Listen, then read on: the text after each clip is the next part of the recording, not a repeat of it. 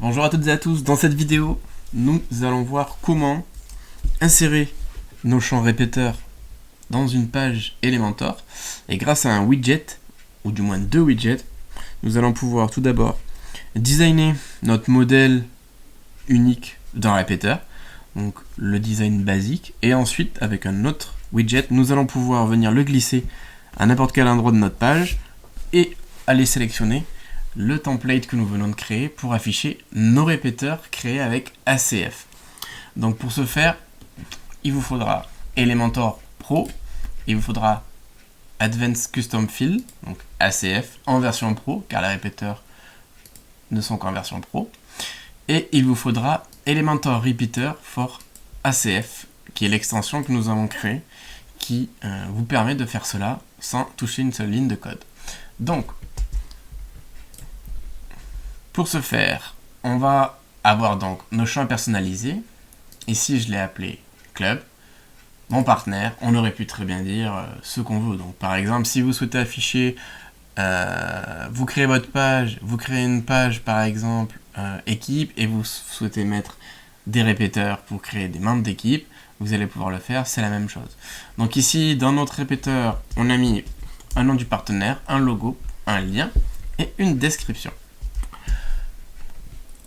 Ici, si je vais dans le club, du coup, je retrouve donc mon partenaire, mais également sur une page, vu que je l'ai mis sur une page. Donc, par exemple, ici, je vais retrouver donc mon ACF avec mon répéteur.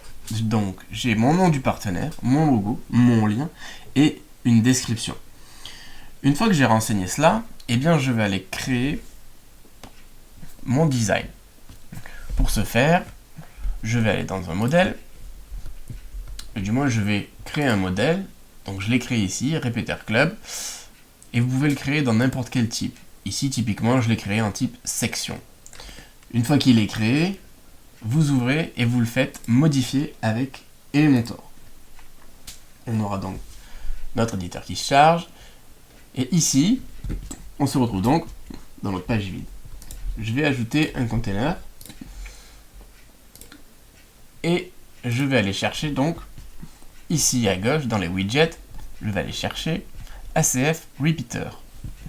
Ne pas utiliser l'autre. L'autre, ACF Repeater Post, va nous permettre, eh bien, comme son nom l'indique, d'afficher les différents posts, donc les différents répéteurs, au sein de notre page. Donc c'est la deuxième étape. La première étape, c'est donc de prendre ACF Repeater, de le faire glisser. Ici, on se retrouve avec plusieurs informations. Donc la data. On va sélectionner notre répéteur. Donc c'est le répéteur qu'on a créé dans ACF qui se nomme mon partenaire. On va aller choisir le champ que l'on souhaite afficher. Donc ici, c'est le logo du partenaire qui est un type image. Cela va être très important car en fonction du type de champ que vous allez sélectionner, donc du type texte, URL, etc., on va pouvoir y afficher du style, y associer du style. Donc là, dans mon cas, je vais d'abord mettre le logo du partenaire, ou du moins l'image, par exemple, d'une personne au sein de mon entreprise. Ici, Repeater Post for Preview.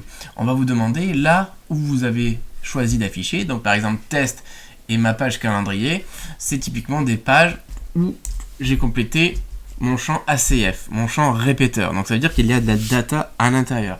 Donc c'est normal qu'il m'affiche ça. Et Agen, c'est tout simplement mon custom field, mon CPT, qui contient une page Agen dans laquelle on a mis notre champ répéteur. Donc en l'occurrence, moi, je vais vouloir afficher et designer les informations que j'ai mis sur ma page calendrier. Ensuite, je vais choisir le repeater to preview. Donc 0 et 1, c'est très simple. Ça correspond à deux entrées. Donc si je retourne sur ma page et que sur ma page calendrier, je regarde, je retrouve le 0 et 1. Donc 0, c'est la première ligne et 1, c'est la seconde ligne. Donc je vais vouloir preview, par exemple, la deuxième ligne. Donc je vais mettre 1. Si vous aviez 5 lignes, eh bien vous aurez 5 choix. Donc 0, 1, 2, 3, 4. 0 étant la première ligne, enregistrée en base de données. Donc je vais mettre 1. Et normalement, on devrait voir le monsieur s'afficher. On ne le voit pas. Pourquoi? Tout simplement parce que dans Type of Field, il faut sélectionner, eh bien, qu'est-ce que c'est? Sinon, là par exemple en texte, il va nous récupérer juste l'ID de l'image en base de données. Donc nous, on va lui dire, ok, mon type de champ, c'est une image. Et on a bien donc notre image qui apparaît. De base, vous allez pouvoir avoir is clickable, yes or no.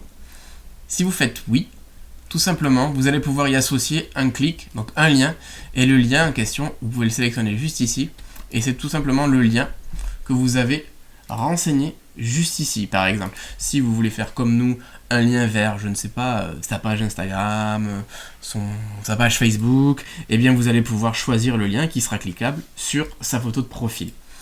Ou pas. Il suffit juste de décocher. Dans mon cas, je ne vais pas rendre cliquable sa photo. Vous pouvez ensuite aller dans Style. Vous allez pouvoir avoir des alignements en fonction de où vous allez mettre votre image. Ici, dans un container, ça ne fonctionne pas. Et si vous l'avez mis dans une colonne, ça aurait fonctionné sans problème.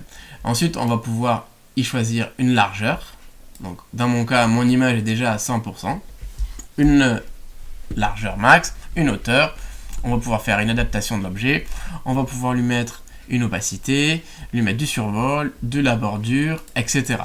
Typiquement, je veux lui mettre une bordure de 2, en blanc qui matchera bien avec mon design de page après, et un rayon de bordure par exemple à 50, en rond. Ça me paraît pas mal. Ensuite, je vais vouloir afficher par exemple, eh bien, son nom, ou du moins son prénom, ou peu importe. Du moins, je vais vouloir afficher le nom du partenaire.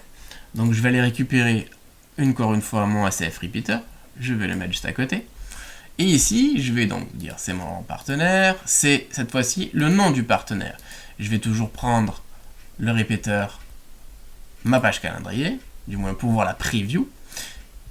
Et c'est le second donc. Le type, c'est un champ texte.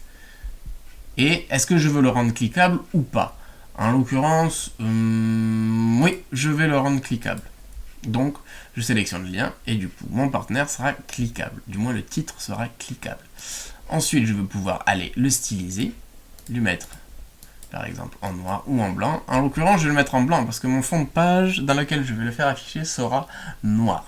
Donc, je le mets en blanc. Ainsi de suite. Ce que je vais faire, c'est que je vais avancer sur la mise en forme juste de mon champ simple et ensuite, on reprend la vidéo au moment où on va pouvoir intégrer sur notre page le répéteur.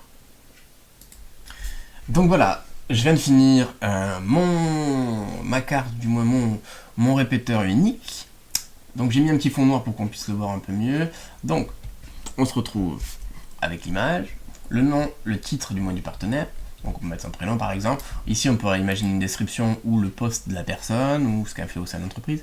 Ici c'est un lien tout simplement, donc un lien URL. Donc pour aller plus vite je vous recommande par exemple de faire un clic droit dupliquer et ensuite d'aller modifier directement ici dans le contenu les champs du répéteur. Ça vous évite à chaque fois d'aller drag and drop le widget.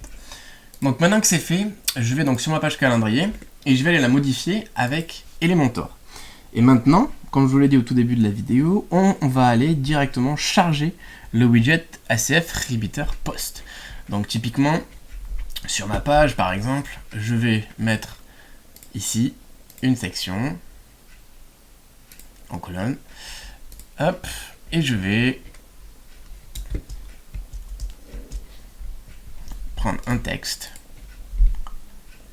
que je vais remettre dans la section. Ah, il veut pas. Alors je vais le copier et je vais le coller. Ok. Donc, si je mets par exemple nos partenaires, je vais ensuite aller chercher mon champ ACF Repeater Post. Je l'insère. Ici, le répéteur. Donc, c'est quel répéteur? C'est le répéteur mon partenaire. On va aller chercher le template, donc celui que j'ai créé, donc celui qui s'appelle répéteur club. Et ensuite, on va pouvoir sélectionner un skin, soit en grid, soit en carrousel. Et à ce moment-là, en carrousel, vous en affichez le nombre que vous voulez. Donc là, typiquement, si vous voulez en afficher qu'un seul, vous mettez 1 et vous en aurez qu'un seul qui s'affichera. Vous pouvez lui mettre la durée de l'autoplay. Vous pouvez activer l'autoplay, bien entendu. Le slide que vous affichez, le nombre de slides à scroller à chaque fois, la hauteur de votre carrousel. Donc typiquement, si vous voulez la réduire, vous pouvez. Vous pouvez mettre du margin sur votre slider définir les icônes que vous souhaitez avoir à gauche et à droite au niveau des flèches, ou tout simplement ne pas en afficher. Ensuite, la taille.